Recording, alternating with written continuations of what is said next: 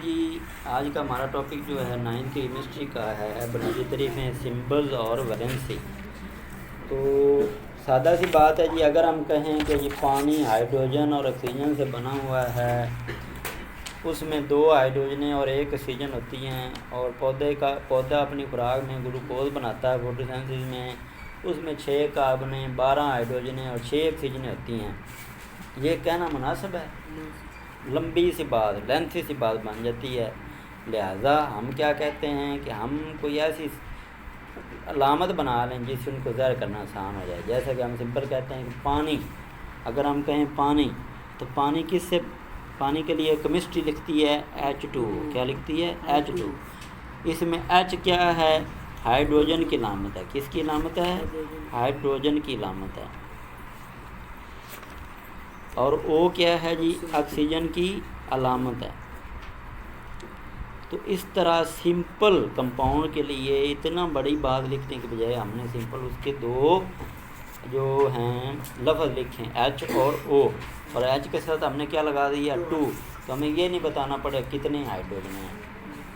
इसी तरह अगर हम लिखते हैं C6H12O6, जो कि ग्लूकोज का फार्मूला है। किसका फार्मूला जी?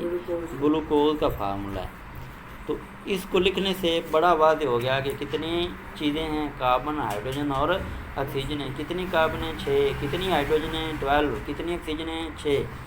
तो ये बड़ा वाज़ेह हो गया। जबकि अगर हम इनको वैसे इबारतों में बयान करते तो बहुत मुश्किल हो जाता है। इस तरह केमिस्ट्री ने तमाम एलिमेंट्स को ज़ाहिर करने के लिए कुछ अलामतें फ़िक्स कर ली हैं, जिनको हम क्या कहते हैं? सिंबल।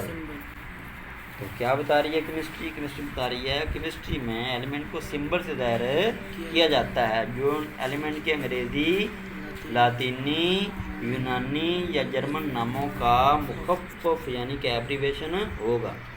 अगर ये सिंबल एक अरब पर मुश्तमिल होता है तो इसे कैपिटल अरब लिखा जाता है। जैसे कि हाइड्रोजन के लिए कैपिटल H, नाइट्रोजन के लिए कैपिटल N और कार्बन के लिए कैपिटल C।